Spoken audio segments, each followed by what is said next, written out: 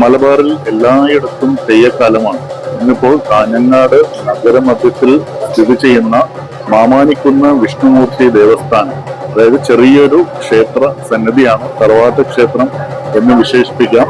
കുറച്ച് കുടുംബങ്ങൾ ചേർന്ന് അവരുടെ പരദേവതയെ ആരാധിക്കുന്ന ക്ഷേത്രമാണ്. വിഷ്ണുമൂർത്തി ക്ഷേത്ര സന്നിധിയാണെങ്കിലും ഇന്ന് പ്രഭാതത്തിൽ ഒറ്റ ദിവസത്തെ കളിയാട്ട മഹോത്സവമാണ്. ഇന്ന് പ്രഭാതത്തിൽ മക്കളെ അനുഗ്രഹിച്ച് സന്നിധിയിൽ പൂജാതയായത് ചാമുണ്ഡി ദേവിയാണ്. ദുർഗാദേവിയുടെ കണ്ണുകളിൽ നിന്നും ഉത്ഭവം കൊണ്ട കാളീഭാവമാണ് ചാമുണ്ഡി എന്നാണ് വിശേഷണം. ഇന്നിപ്പോൾ അമ്മ മക്കളെ അനുഗ്രഹിച്ച് എത്തുന്ന കാഴ്ചയാണ്. മറ്റൊരു വിശേഷപ്പെട്ട ആചാരപ്പെരുമ എന്ന് പറയുന്നത് നമ്മുടെ ഈ നിലനിൽക്കുന്ന ആചാരത്തെ വരും തലമുറ നെഞ്ചോട് ചേർത്ത് പിടിക്കുന്നു എന്നുള്ളതാണ്. അതായത് മുതിർന്ന തെയ്യ കോലാധാരി ശശിപ്പണിക്കർ, അദ്ദേഹത്തിന്റെ മകൻ ഹരികൃഷ്ണനാണ് ഇന്നിവിടെ ചാമുണ്ഡി ദേവിയെ നമുക്ക് മുന്നിൽ അനുഗ്രഹമായി കൊണ്ടെത്തിക്കുന്നത്. അച്ഛനും മകനും ഒത്തുചേർന്നുള്ള ഒരു അനുഗ്രഹ നിമിഷങ്ങളാണ് ഈ ക്ഷേത്ര സന്നിധിയിൽ നമുക്ക് കാണാൻ കഴിയുന്നത്. ചാമുണ്ഡി ദേവിയെ പോലെ തന്നെയാണ് ഇനി കോലരൂപത്തിൽ നമുക്ക് മുന്നിലെത്തുന്ന വിഷ്ണുമൂർത്തിയും രാജൻ പണിക്കരും മകൻ സിദ്ധാർത്ഥനുമാണ്. എന്തായാലും യുവതലമുറ നമ്മുടെ ആചാരത്തെ നെഞ്ചോട് ചേർക്കുമ്പോൾ അത് വലിയ സന്തോഷമാണ് മനസ്സിന് നൽകുന്നത്. ഓം നമഃ ശിവായ.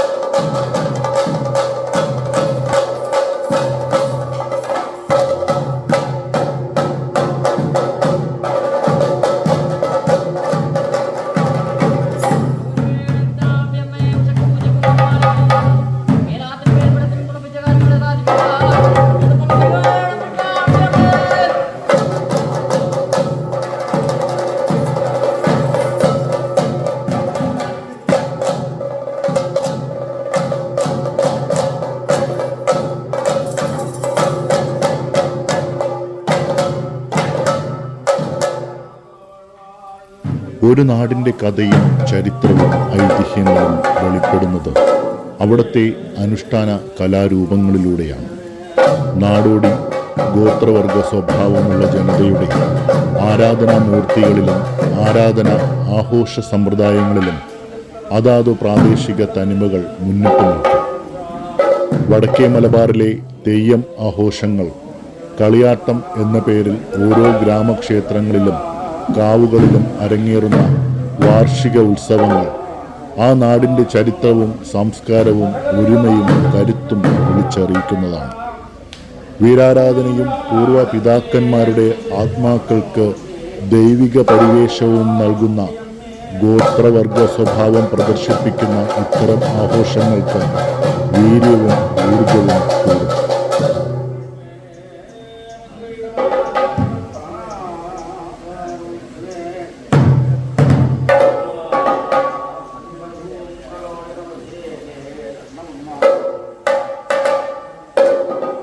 നൂറ്റാണ്ടുകൾ പഴക്കത്തോടെ വടക്കേ മലബാറിൽ ഇന്നും നിലനിൽക്കുന്ന ആചാര സമ്പ്രദായമാണ് തെയ്യം. കാസർഗോഡ്, കണ്ണൂർ ജില്ലകളിലാണ് ഈ അനുഷ്ഠാന കല കെട്ടിയാടിക്കാറുള്ളത്. വൈദികേതരമായ അനുഷ്ഠാന ആചാരങ്ങളോടെ ദൈവപ്രീതിക്ക് വേണ്ടി അധസ്ഥിത സമുദായക്കാർ നടത്തുന്ന നൃത്തമാണ് തെയ്യം. ദൈവം എന്നതിൻ്റെ വാമൊഴി രൂപമാണ് തെയ്യം. ഓരോ സമുദായത്തിനും നിശ്ചിത തെയ്യക്കോലങ്ങൾ കെട്ടിയാടാനുള്ള അവകാശം തമ്പുരാൻ നൽകിയിട്ടുണ്ടെന്നാണ് വിശ്വാസം.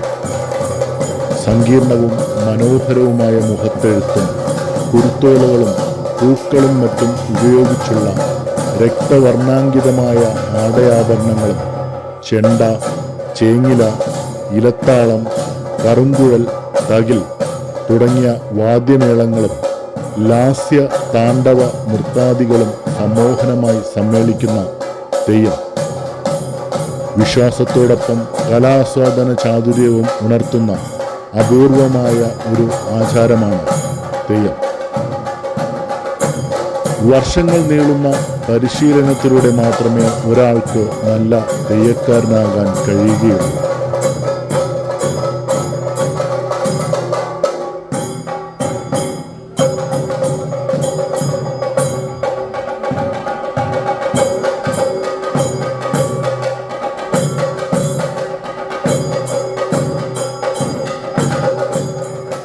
തെയ്യത്തിൻ്റെ അനുഷ്ഠാനങ്ങൾ തെറ്റിപ്പോകാതിരിക്കാൻ, അവയ്ക്ക് ഭംഗം വരാതിരിക്കാൻ സ്വന്തം പഠനവും ജോലിയും കുടുംബജീവിതവും വ്യക്തിപരമായ താൽപ്പര്യങ്ങളും മാറ്റിവെക്കാൻ അവർ നിർബന്ധിതരാകുന്നു.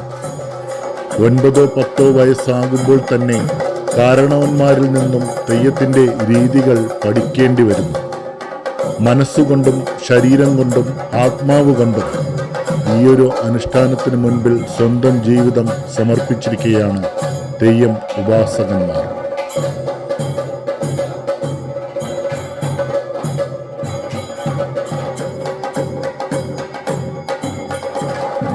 ഭഗവതിയുടെ 7 ഭാവങ്ങളായ സപ്തമാതാക്കളിൽ പ്രധാനിയാണ് ചാമുണ്ഡേശ്വരി.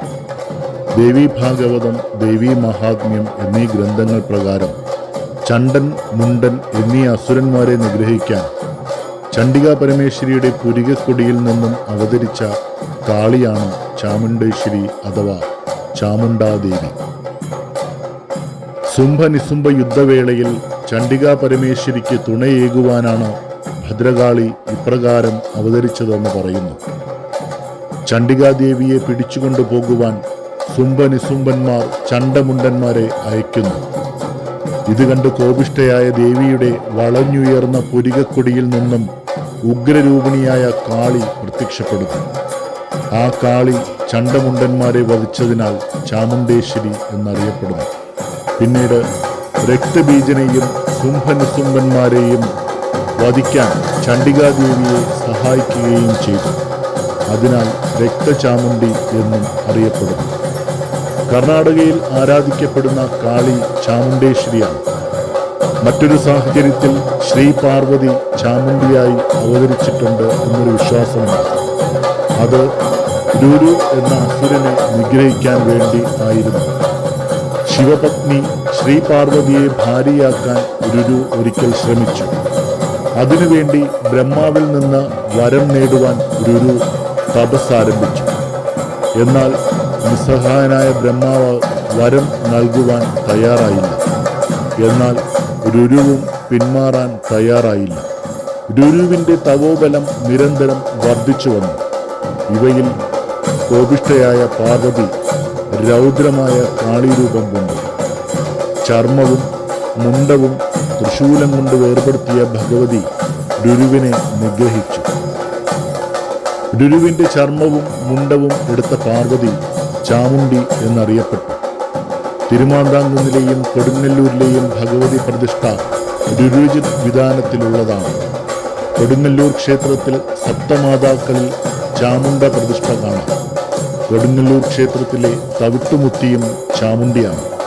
ചാമുണ്ടേശ്വരി എല്ലായിടത്തും നിറഞ്ഞു നിൽക്കുന്നവളാണെന്നും എല്ലാം അറിയുന്നവളാണെന്നും ദേവീ ഭാഗവതത്തിൽ പറയുന്നു. ദേവീ മഹാത്മ്യത്തിലും ചാമുണ്ടാദേവിയുടെ ചരിത്രം വർണ്ണിച്ചിട്ടുണ്ട്.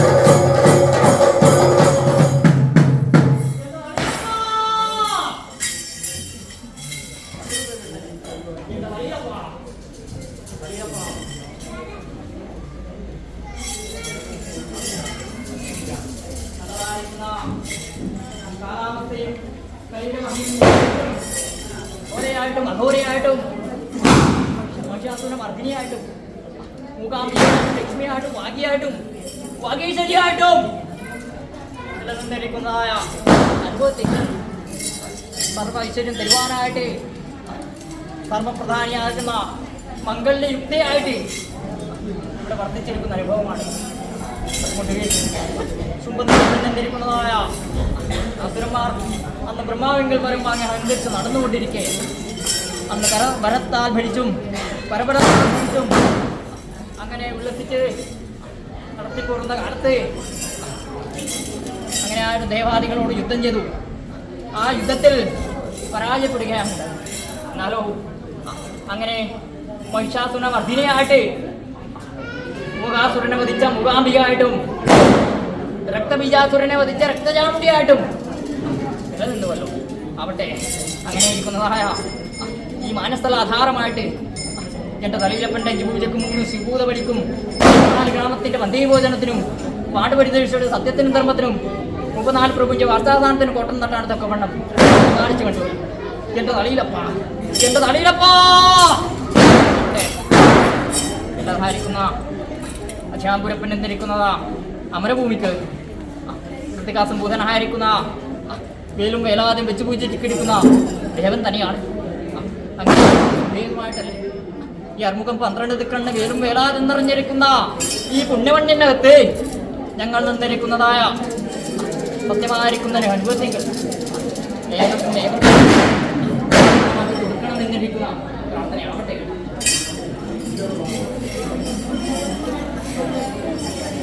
അവിടെ ഭേദമായിട്ട് നല്ലതായിരിക്കുന്ന ഉയർമസ്ഥാനം അലങ്കരിച്ചിരിക്കുന്നതായ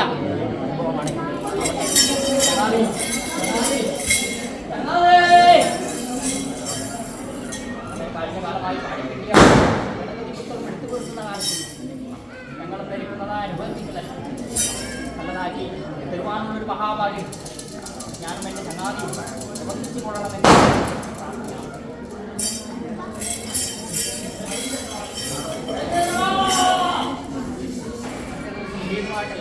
ഒരു മൊഴി കൊണ്ട് സന്തോഷപ്പെടുത്തണമെന്ന് നിൽക്കുന്ന പ്രാർത്ഥനയാവട്ടെ.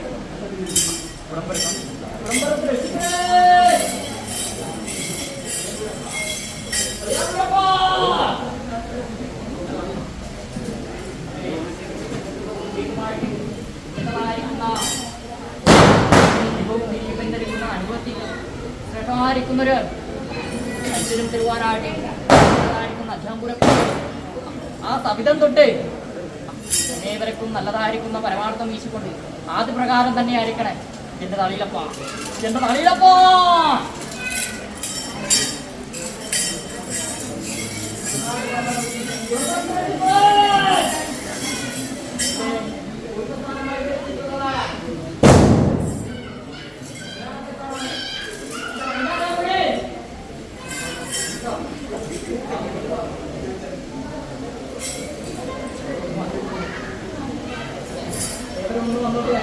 മാതാപിതാക്കളുടേതായിരിക്കുന്ന അകമ്പടിച്ചേക്കാനുള്ള മഹാഭാഗ്യം ചിന്തിക്കേണ്ട മൊഴിയൊന്നുമില്ല. എല്ലാം മറിഞ്ഞിരിക്കുന്ന കഥകളാണ്. എങ്കിലും മാതാവെന്നല്ലേ നീ ചിന്തിക്കണമല്ലോ. എന്നിരിക്കുന്നതാ അഭിമന്യത്തൊക്കെ വണ്ണമല്ലേ നല്ലൊരു മൊഴി കൊണ്ടാണ് അതുകൊണ്ട് ഭക്തിയായിട്ട് കഴിച്ചു 9 ശരീരത്തിനകത്ത് എന്തുണ്ടെങ്കിലും നല്ലതായിരിക്കുന്നൊരു അനുഭവം എടുത്ത് നോക്കാൻ പറ്റും.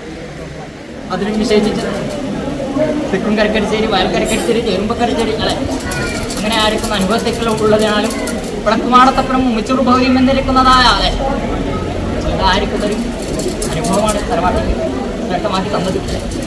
എങ്കിലും അല്ലെ ഈ മാന്യസ്ഥലാധാരമായിട്ട് എൻ്റെ കരിച്ചേരികപ്പടി എന്നിരിക്കുന്നതായാലേ ഒരു ആചാരസ്ഥാനം ആ പദവി അത് എടുത്തു തന്നിട്ടുണ്ട്. അതിന് ഒരു കുറവ് വരുത്താണ്ടൊക്കെ വേണം മാതാവ് പരിപാലിച്ച് കണ്ടെത്തുന്നത്.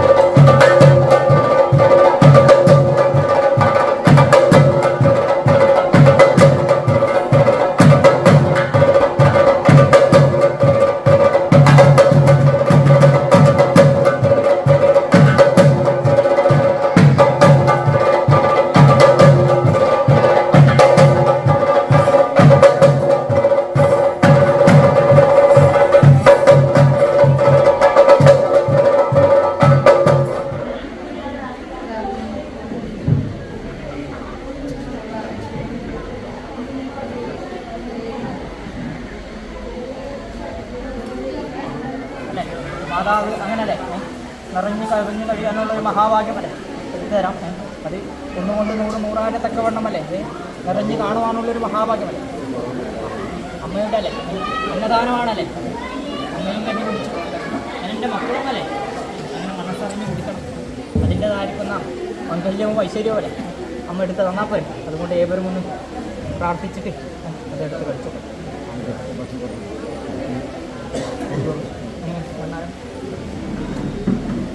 സ്ഥാനം പഞ്ഞേറ്റമ്പടി എൻ്റെതായിരിക്കുന്ന മുമ്പിട്ട് അല്ലെ എൻ്റെ കോയിമസ്ഥാനം അലങ്കരിച്ച് തരുവാനുള്ളൊരു മഹാഭാഗ്യം എൻ്റെ പടിഞ്ഞാറ്റമ്പടി എന്നിരിക്കുന്നതാണ്. നിങ്ങൾക്കാണ് തിരിച്ച് തന്നത്. അമ്മയുടെ മുമ്പിട്ട് അല്ലെ ചിന്തിക്കേണ്ട മുഴുവൻ എല്ലാം അറിഞ്ഞിരിക്കുന്ന കഥകളാണ്. എൻ്റെതായിരിക്കുന്ന വലുതായിരിക്കുന്ന ഒരു ഗുരുകാരണവന് എനിക്ക് തന്നിട്ടുണ്ട്. അതിൻ്റെ അനുഭവങ്ങളും ഐശ്വര്യങ്ങളും അല്ലെ അമ്മ മറന്നിട്ടില്ല. അതേപോലെ തന്നെയാണ് എൻ്റെ കുഞ്ഞുമക്കളും. അതുകൊണ്ട് നിറഞ്ഞു കാണുവാനുള്ളൊരു മഹാഭാഗ്യമല്ലേ ഇതെടുത്ത് തന്നാൽ പോരെ. എൻ്റെതായിരിക്കുന്ന ചങ്ങാതിയും ഞാനും ഒത്തരാശിയെങ്കിൽ ചേർത്ത് പിടിച്ച് കളിച്ച് തന്നാൽ പോരെ. ഒന്നും ചാടിക്കളയില്ല. പടിഞ്ഞാറ്റം പൊടി പൊടി എങ്കിലും അല്ലെ ഇങ്ങനെയൊന്നല്ലേ നേരിട്ട് പിടിക്കാനുള്ളൊരു മഹാഭാഗ്യമല്ലേ നമ്മൾ തന്നു. ഇനിയോ നല്ലതായിരിക്കുന്ന അനുഭവങ്ങളും ജീവിതാനുഭവങ്ങളും എൻ്റെ അമ്മ മനസ്സറിഞ്ഞ് അറിഞ്ഞ് തന്ന അത്രയേ ഉള്ളൂ. എങ്കിലും ചാടിപ്പിടിക്കുന്ന കാലത്ത് അമ്മയെന്നിരിക്കുന്നതായൊരു നോട്ടം അതെപ്പോഴും ഉണ്ടാകും. അതുകൊണ്ട് ചാടിക്കളിയില്ല. രാത്രി സന്തോഷമായി മനസ്സറിഞ്ഞ് തിരിച്ചു പോരണം. മാതാവേ എന്നിരിക്കുന്ന പ്രാർത്ഥനയേ ഉള്ളൂ. പടിഞ്ഞാറ്റായി എന്നിരിക്കുന്ന പടിഞ്ഞാറ്റായും ദൈവല്ലേ മാതാവ് തന്നെയാണ് തറവാട്ടെങ്കിലല്ലേ എനിക്ക് കഴിച്ച 6ാമത്തെ പരദേവതയാണ് നിലയുള്ള മാതാവ് അല്ലേ. എന്നതായിരിക്കുന്ന തൃക്കണ്യാലപ്പൻ എന്നിരിക്കുന്ന കൊടിമരം കെട്ടിക്കിട്ടാവർത്തിച്ചിരിക്കുന്നല്ലേ മധുരാനയാണ് പടിഞ്ഞാറ്റ് അല്ലെ. അതേ അല്ലെ സ്വരൂപിണി തന്നെയാണ് ഈ മാതാവ്. അതേപോലെ തന്നെ ഇവിടെ പറക്കുന്ന കൈയെടുക്കുന്ന കാലത്ത് നല്ലതായിരിക്കുന്ന അനുഭവങ്ങൾ മാതാവ് ചേർത്ത് പിടിച്ച് തന്നാൽ പറ്റും.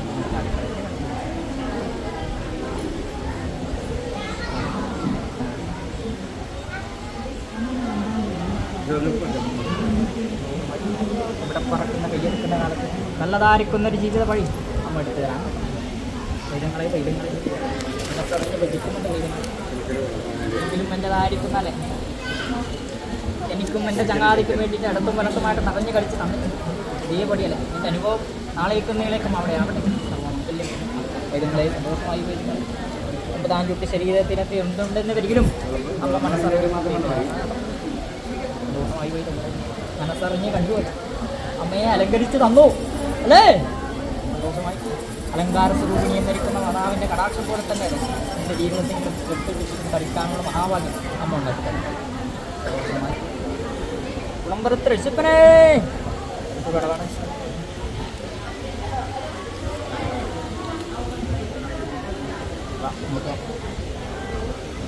സന്തോഷമായ പിടിക്കണമെന്ന്